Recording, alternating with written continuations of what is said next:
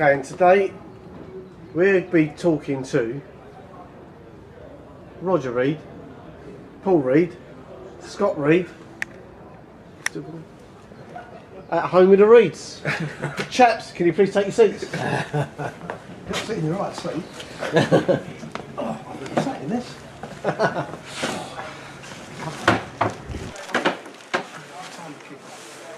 Right, good afternoon. Afternoon. Now, we've got a unique situation here where we've got a dad who actually comes to watch Enfield Town with two sons. It's is that a unique situation? Like yourself. Yeah. Funny you should say that. Right, I mean, to those who regularly come to Enfield Town, it's no secret that the Reeds play a huge part in running the club. Not just now, throughout the whole history of Enfield Town since 2001, but also we go back to the days of Enfield as well. And I'd like to start with Roger. How did you first get involved with Enfield FC, and what was your role at that club? Well, how did I first get involved? When we moved to Enfield in 1976, November 1976. And if anybody's ever moved house, they know what it's like. It's exhausting, opening cases, putting shelves up. And it got to the Saturday lunchtime, and I thought, I've had enough of this. So Enfield were at home to Harwich and Parkston in the FA Cup first round. So I went down to see the game, and I've been coming ever since. My first involvement was about 2 years after that, when they were looking for people to sell a supporters magazine called Attack. Those who are a bit longer in the tooth will remember it very well. Martin Bentley was the editor. So I used to sell that. And from there I got involved with the supporters club. I became, over a period of time, the chairman of the supporters club, was transport secretary. Then I got on the general purposes committee, a whole range of different jobs. Ending up as the secretary of Enfield Football Club, a position that I was very proud to hold with what was a very great club. Yeah. And when everything went belly up, I was asked to help to form this club because I knew how the administration worked. Yes. And I was very pleased to do that. Yep, and it's been invaluable, absolutely invaluable. Now, Paul and Scott obviously followed you to the Enfield football. Same question, Paul. You obviously got involved with Enfield because of Dad. Yep. And part-time mascot. We were at a game, and my mum used to run the kiddies, and there was no other mascots, so you used to get the kit on. When it was the Golden League, you used to get a pair of Goda boots for it as well. So we used to have 3 or 4 pairs of Goda boots. Some big match appearances on Match of the Day at Orient and games like that, and Barnet on a Boxing Day. And then I started selling programmes for Roy Butler, and stood outside with a little Lenny's old milk float money collection thing, and I used to sell programmes for him. Yeah. And then I was about 16, 17.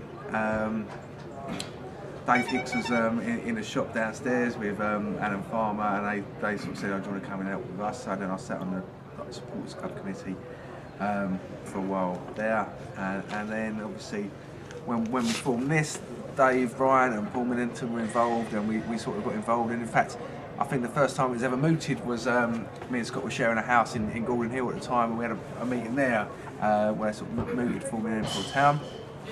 And then when it happens, you're sort of sitting around and suddenly you're involved. You've got to do something because you've said we're going to do this. People voted for it, so you get involved. So eventually started on the board, being treasurer for the football club.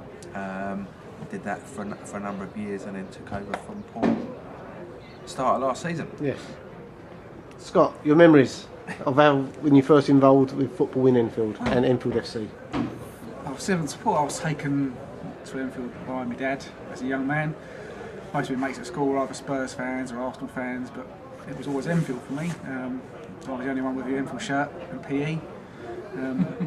There never was a Premier League team for me. It was always Enfield, and once you're in, you're in.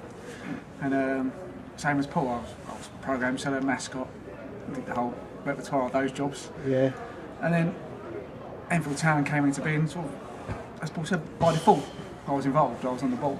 All 3 of us were. It was good. It was a challenge. Yes. And I was on the board for a number of years, and got to the point where I couldn't do it anymore. because as most people know, it's not a financial commitment being on the board, it's a time commitment. Yes. And I had a young family, I had a job, I had my own business, and I moved a bit further away. It wasn't really fair that I carried on because I couldn't commit to the time I needed to do. So it was only right that someone else who could commit came on board in my place. Hopefully, as my kids grow up and I sort of be more secure in life, I can come back on board. Yeah. Because I enjoy it. Let's hope so. Now we'll talk about Enfield FC. And Roger, you've said you're secretary of the club. I'm going to ask you probably the most audacious question I've asked anyone of our heroes here at Enfield Town, and that is the most memorable moment as being involved with Enfield FC. What is the With most Enfield with FC? Enfield that's FC? Easy. Oh, I'm glad. Go on. Meeting and shaking the hand of Sir Tom Finney. Okay. And how did that come down? We played Preston North End in the FA Cup, second round I think it was, at Deepdale. And I arrived on a coach about midday. Went in as is the custom. We went in, saw their secretary, shook hands with him, had a cup of tea with him, had a bit of a chat. Did all the necessary with the team sheets and everything else. Went upstairs to the boardroom, and there was Sir Tom Finney, a small man, Yeah. elderly then, of course, and an absolute gentleman. And you could not meet a greater player, I don't think, than Sir Tom Finney. So it was an absolute thrill to see him. So for me, that was the most memorable moment. Now I can relate to that. He was an absolute legend, wasn't he? He was Absolutely. one of the best And players a, ever. and a true gentleman. Yeah. Paul, With Enfield. Enfield FC. Enfield There must FC. be. Yeah, loads. I mean, I do remember a Paul Reed being carried on the shoulders of Paul Furlong in one cup final. It was that, and I think my earliest memories as well. So I think when I look back on my life, my earliest memories were people going to Port Vale and going to Barnsley. I don't really remember the games, but I remember the coach trips, and there's a 4 or 5 year old sitting there. Just the day out of it all, and the crowd and stuff like that. I remember they're my earliest memories in life are games like that. And obviously, as you got a bit older, the cup runs, Preston. I remember the semi-final at Barnsley when bits of ground and getting pulled out. Wasn't quite the Semi-final at Barrow. Sorry, Barrow. Barrow, Sorry, not Barnsley. Yeah. And then Yeovil and the 8,000 people there. So all the occasions, I think, more than anything. I remember the big set piece, big crowds, the things that were different from the norm.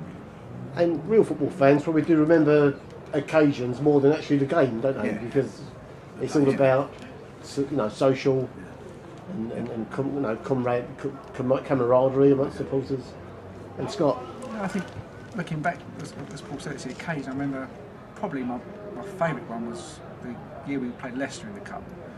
And not necessarily that game, because it was great to go to a top flight team and we got beat, but it was nice to go there. But I think when we beat Torquay in the replay, because we knew at that point we were going to play Leicester if we won. And we won them up and we won the Kosh about 40 minutes. And I was behind the goal, they were attacking. And there was a few of us there, but we were a long way from home. And when we held out for the win there, it was probably one of the best I felt as a football fan, knowing that we got to the point where we were going to play a top flight team, and the excitement that generated. It's a good coach journey. It was a good coach journey, indeed. Yeah. Those are great memories. Memories of the greatest Enfield FC player with you, Roger? Greatest Enfield FC player? Well, there were a great number of outstanding players. Yeah. It's very difficult to name one. I think you've got to think of Graham Roberts because of his stature as a player. An outstanding England international. Yeah. He won the FA Cup, he won a European trophy. To see him playing in an Enfield shirt and to see his influence when he was on his game, it was immense. But I think I'd have to go back to Tony Jennings, probably. Oh yeah. Captain of Enfield, captain of England as an amateur, manager of England when England had a semi-professional side. A wonderful, wonderful leader of men who would get every ounce of effort out of his teammates as well as giving every ounce of effort himself. So I think for me, you would put Tony in any team, I think, and he would play well. And of course, he lifted the FA Trophy at Wembley, didn't he? He did the in club. his last game. He wasn't the captain that day. Steve Was he Oliver not? was the captain, Okay. and he stood aside and allowed Geno to go up and pick up the cup. That's why I remember him picking up the trophy. Entirely Yeah, appropriate, and it was a wonderful gesture. So, there was lots. Dave Howe, Andy Pape, I think, were the two legends, stalwarts of that era. That maybe where I was growing up and remembered it more than anything. But I think as a little kid coming over the first time, you remember, I suppose, little kids coming over today like Corey and Tyler, and because of Yeah. their trickiness and their ring playing, their quick. So I'd probably say Steve King as a little kid growing up as a player, remember most even from that, but then all the way through to again that Barrow semi-final, the replay at Stafford, him scoring the winner that takes us Yeah. to Wembley, as whatever he was in his 30s and in his career. I'd probably say Steve King. And Steve King actually probably drank more than Corey and Tyler put together. And he still comes and watches. Yeah. Still comes and watches, so yeah. Drink more, yeah. Scott. Yeah, like Paul, I mean, sort of, when I got to the age where I was remembering things, Paul Furlong was probably my favourite player when I first started growing up. But then, I guess if I had to pick one from the Enfield FC days I was watching, probably John Bailey or Darren Collins from that era. Because Yeah. that was exciting. We were winning things. And John Bailey, as a character as well, was great to watch. So probably him. Now, of course, with that was Enfield FC. That was a history. That's the past. Unfortunately, that ended bitterly. But you know, Enfield Town was born. Now, there's many supporters that come to the ground who don't know the Reeds, don't know the history of how Enfield Town were formed. What role did you have from day one in forming Enfield Town FC? Well, I was, Or as I've said, roles. no, it was a role really, because I was the secretary at Enfield FC, and I had a number of conversations with Tony Lazarou about his position and about what he was doing and the difficulties that club had. Prior to the vote being taken to form Enfield Town, I was asked if I would form the new club. And because I knew how to do that, I was happy to do it, and I did. So I was instrumental in carrying out all the necessary paperwork to form the new club. The vote was counted, I think, in Briggs' shop window or something like that up in Enfield Town on a Saturday morning. I'd already made inquiries with the Essex Senior League because they were running, they were short of clubs. I knew we would get in there if we could get in anywhere. Dave Bryant was the chairman of the trust in those days, and he and I, after the vote was counted, I think on the Saturday, he and I went to the Essex Senior League AGM on the Monday at Brentwood Football Club, and we stood up and made our case for admission. Bear in mind, we were going to play at Brimsdown. We had no history. What we had was massive support in terms of the Step 5 Club. We stated our case and we were asked to leave the room, and we just went for a turn around the ground at Brentwood, came back, and the vote had been taken, and it was a unanimous vote that we should be admitted. So I was secretary of the club from day one until about 3 or 4 years later. And Paul, Yeah, so was you director from day one? From day one, yeah. So the group was, I think it's called Keep the Eags in Enfield, was the pressure group, I suppose, around trying to get Lazarou out or to sell the club and take over. Yeah. But I think first and foremost, I think the aim at the time was to try and take over the old Enfield, and sort of plan B, as we called it at the end, was what happened with Enfield Town. Yeah. So we were just on that pressure group, focus group, whatever you want to call it, and then by the time we all formed it, we thought, well, we better all do jobs now, and I think my first job was to put some stuff out to sell some season tickets. Yeah. So we sold, I remember selling our 100th season ticket and stuff like that. So then you open the bank accounts and we put money in, so they're like, well, you're doing that, you can be the treasurer, really. So that was it, really. So I sort of not fell into it, but yeah, I did that really from then on till the day I took over as chairman. I was sort of looking I'm not an accountant by trade by any means, but sort of just banking the money, paying the players, making sure that we filled in all the forms we needed to fill, ideally on time, but I wasn't always on time. But yeah, just doing everything on the financial side of things before taking over as chairman. Yeah. Now, Scott, you was involved in the printing trade Yes, I mean, and designing, Yeah. and of course you was a director. Was that from day one? That was from day one, yeah. Day one. Yeah, I would sort of said when we first formed, apart from the dad and Keith Wortley was there at the time, none of the three knew what we were doing. The board meetings just go about 5 days because you had the official roles and then the rest of us sort of filled in the gaps, and we did the jobs we were asked to do and the jobs we needed doing. But everyone told everyone else what they were doing. And we all had arguments and discussions about everything rather than just getting on with your role, because we didn't really know our roles at that time. And that went on for a little while until we got comfortable basically running a football club. It took a little while because it's not easy. And yeah, like you say, I mean, my skills, my job, I did design, so there's always design and print to be done, programs to be done, signage to be done, adverts to be done, and we all did what we were good at. Absolutely. Sometimes we did stuff we weren't so good at. Yeah, we did all the big things. One of the things I remember most is that we did all the big stuff. So we formed a club, we sold tickets, we got shirts, we got a sponsor. Yeah. And the first friendly came, and we didn't have any match balls, and we didn't have any contracts. Two things that are essential for a football club. And, well, we've just forgotten about the small bits of things we've got. Bring down episode. Yeah. It wouldn't be the same though, would it? Yeah.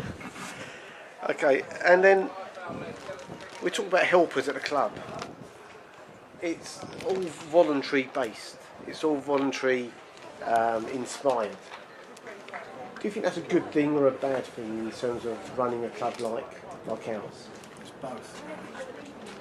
I think one of the difficulties with having a board set up in the way that we're set up is that No, it's fine. a good thing is people want to join and come on board, and that's fantastic because we need people. So people come on board, and not everyone they want to do it, but they don't have the time, they don't have the understanding sometimes of what's required.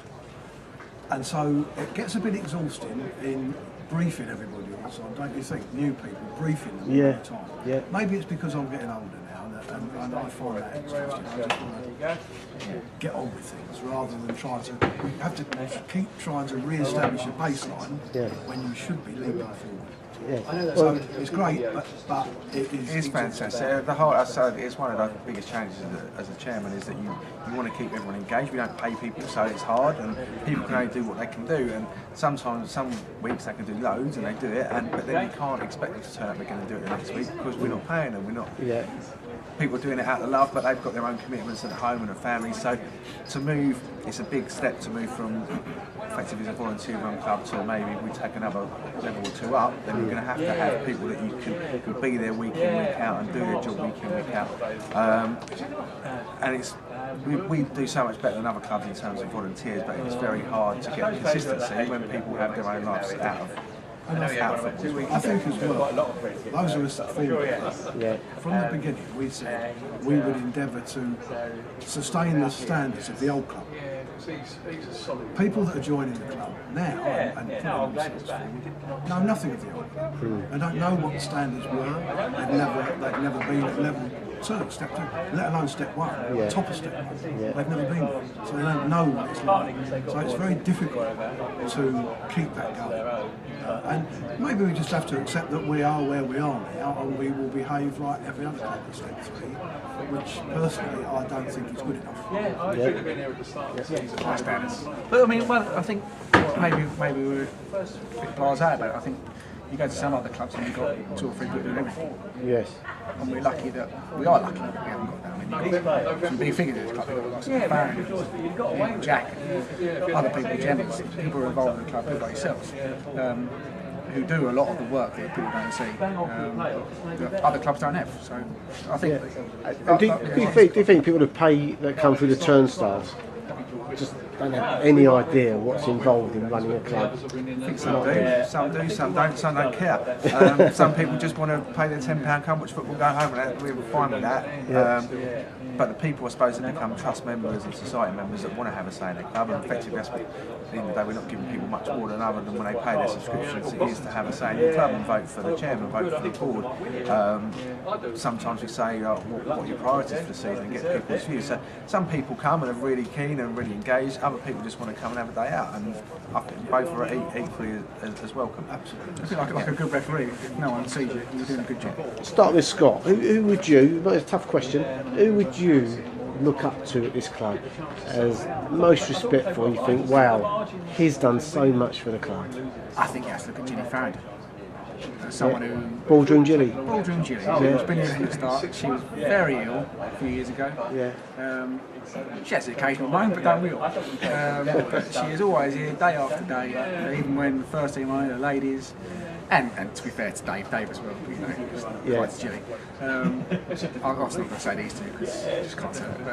But I think of all the volunteers who've been here from the start, Gilly and Dave, the Ravens, would be my town heroes. Yeah, Dave and Gilly, there's so many we were talking about the other day. So people like, and some people just do it all the time they can. They never ask for thanks. They just get on and do their job. So I think of people like Eric Allen, who whenever he's here or Stuart's people, do whatever job you want to do. I mean, Eric will do that, that's what he says. Just whatever you say, Eric will do that. He just does whatever you ask. He always wants to help. He never seeks any praise, never wanted to be on the board, doesn't take any reward from it, never gets paid. But just when he's here, we'll do everything he can for people like that. Roger? That's a very difficult question because so many people have given so much time. I can think back to the project that Keith and I led of doing this stadium. And we had people like Alan Medlock, John Powell, who used to meet at the Farrington's house, project board meetings, and we all did, going back to like day one, we all did what we could do, what we were good at. But I think I would tend to agree with Scott really. I think Dave and Gilly have been immense since day one. In just doing what needs to be done. We go back to Brimsdown, we used to have to put the advertising hoardings up before every game, we take them down after every game, freezing cold Tuesday night in November, Dave did all that. He's never once moaned about what he's been asked to do. He's an absolute top man. Gilly has always put on, our hospitality is legendary, I have to tell you. Our hospitality is absolutely the best there is in the business. That's Gilly. And many have mentioned, of course, Roy Butler, Ronnie Sturgis, who did so much at the beginning, Brimsdown days, and yet unfortunate not to see a ball kicked at the new stadium. Yeah. Thank you very much, gentlemen. Cheers. Thank you.